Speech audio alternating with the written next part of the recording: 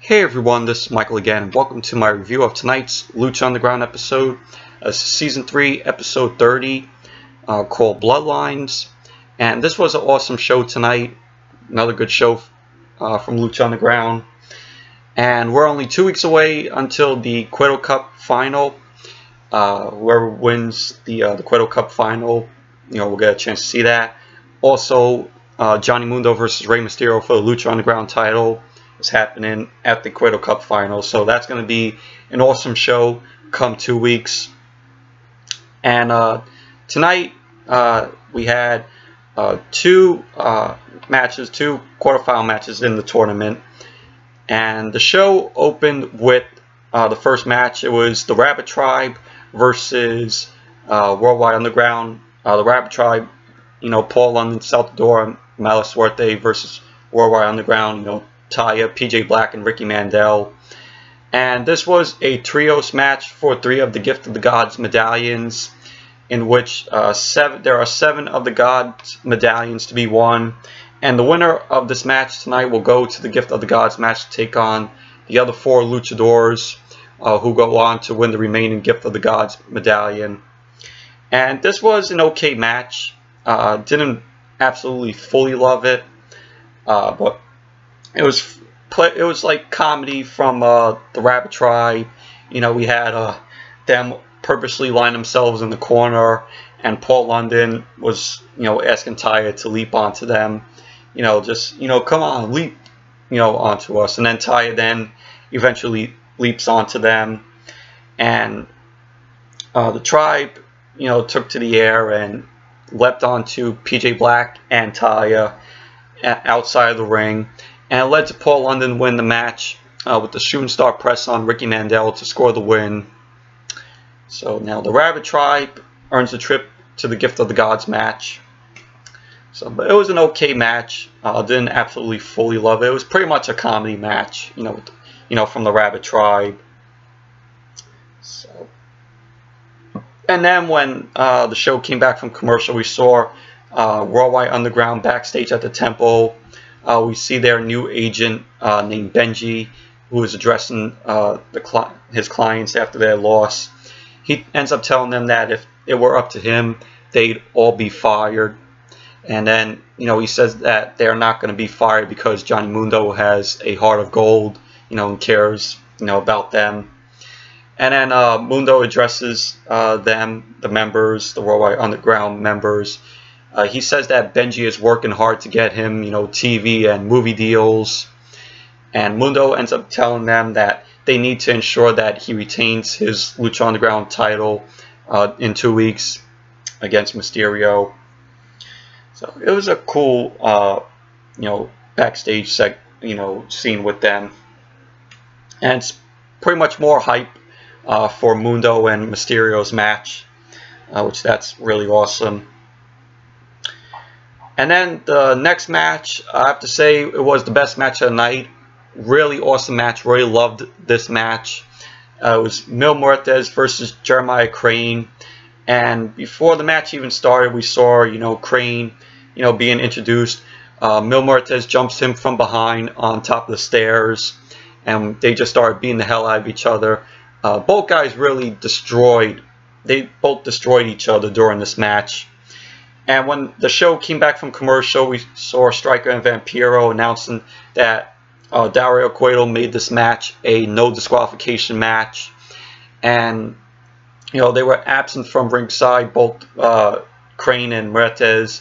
And we saw Muertes throw Crane through a door leading to the temple. And they just started brawling in the crowd. They were just destroying each other.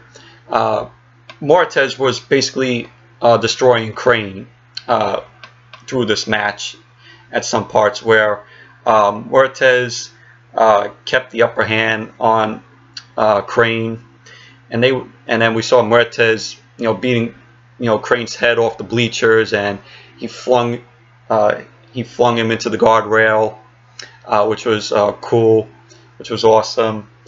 And it just it was low in the ring, and then it went back outside the ring, where they kept on brawling. They were at one point near the wooden chairs, and Crane was just delivering, punches to Muertes from a position, and we saw Crane running around, his signature lap around the ring, but Muertes got up and speared Crane, which was really cool, which was really awesome. The crowd was behind this match. They were, cheering really loud for both of these guys. They were behind both of them. The crowd was behind both of them. We saw Muertes flinging. He took Crane and he flung Crane over the broadcast table where Matt Striker and Vampiro sit, which I was like, holy shit, it was crazy. And then we saw Muertes get out steel chairs from under the ring, and then he just threw them inside the ring. And Muertes was just beating Crane with the chairs. At one point, we saw a chair being set up in the corner, and Crane threw Muertes into it, and Muertes reversed it into an Irish whip, and just Crane just hit Muertes repeatedly with the chair. It was destroyed each other, and we saw Muertes get a Crane got a table from under the ring, and he set up outside, and Muertes speared Crane off the table, but the table didn't break, and so Muertes then picked up Crane and then powerbombed him into the table. And then at the end of the match, Muertes won the match with the flatliner on Crane to score the win. So it was just an awesome match. I really, really love this match. Said it was the best match of the night.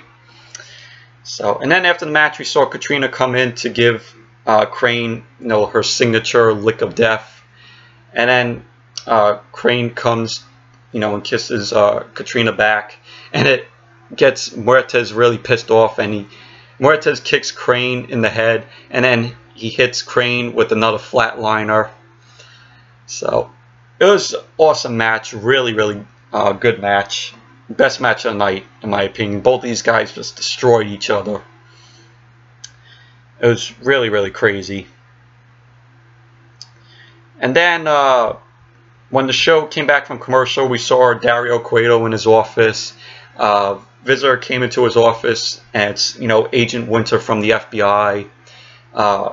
Agent Winter says that the order has replaced Councilman Delgado with him, and Winter then notifies Cueto that Councilman Delgado was murdered at the hands of Cage, with the iron fist that Cage wears. And Cueto informs him that he never really liked Delgado to begin with. Winter says to Cueto that his boss has ordered him to keep an eye on Cueto. And then Winter says that the order is everywhere and that they will do whatever it takes to make sure that the gods rule again. It was a cool scene. It's cool. Really like the scene.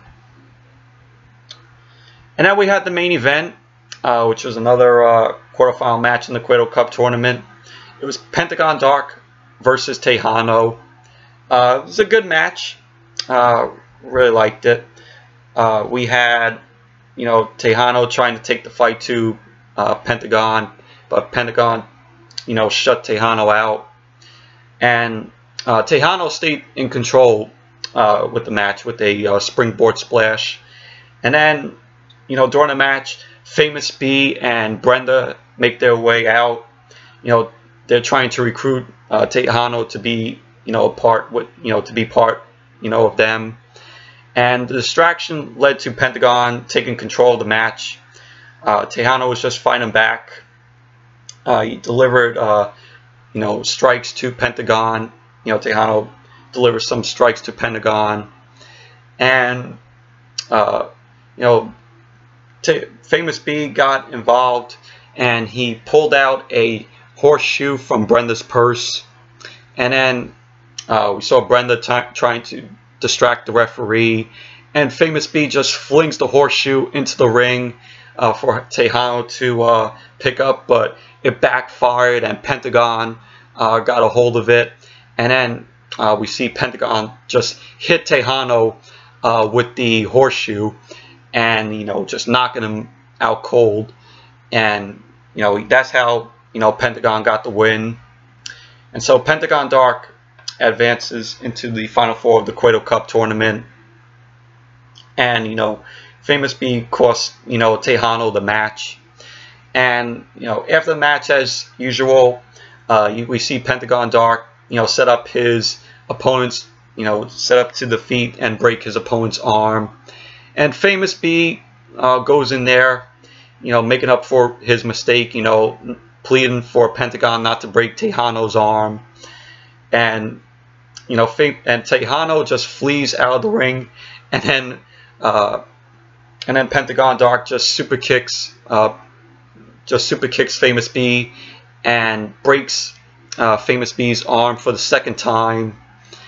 We see Brenda come into the ring to check on Famous B, and then what was really funny, Pentagon sees her, he rushes back into the ring, and then just breaks Brenda's arm. That was crazy. And pretty much that's how basically what happened after the match. But Pentagon Dark versus Tejano was a good match. Really enjoyed it. And then Lucha Underground ended with the closing scene where we saw Captain Vasquez, in her office. Katrina shows up, and shows up behind her, standing behind Vasquez. And Katrina tells Vasquez that they agreed to stay out of each other's way. And Vasquez tells Katrina that she needs her help when the gods arrive, and wants to make a deal. And Katrina tells Vasquez that she doesn't fear the gods. Vasquez mentions that the gauntlet that Cage is wearing is a getaway to the gods. The Iron Fist that he wears is a gateway to the gods. And we see Vasquez pull out her half of the ancient Aztec medallion, and she reminds Katrina that she gave her life, that Katrina gave Vasquez her life twice. We see Katrina pull out her half of the medallion, and she doesn't consider this life and says that she is stuck between two realms. And Vasquez tells Katrina that there is only one man who can get the gauntlet from Cage, and that Katrina controls Cage. And Vasquez tells her that when she gets the gauntlet from Cage, that Katrina will get her life back. And Katrina then tells Vasquez that without her half of the necklace, she can no longer be immortal. And Vasquez doesn't care because she only fears the gods, and she doesn't fear death. And this is the big reveal that we found out tonight, which we see Katrina turn away, and she says that the gods will soon learn to fear death. 1,000 of them will learn the fear of death. And then this is where the big reveal comes into place. We find out that Captain Vasquez is Katrina's mother, and she agrees to their deal before Katrina disappears. And that's how the show ended tonight. That was a really shocking reveal that Vasquez is Katrina's mother. So it was really a shocking reveal. But it was a good show tonight. It was a good episode tonight of Lucha Underground, like always every week. So yeah, so anyways, that's it for my review of tonight's episode of Lucha Underground, this season 3 episode 30 called Bloodlines. Thank you all for watching, and be sure to give this video a thumbs up, comment, subscribe, and until the next video, I'll see you all later.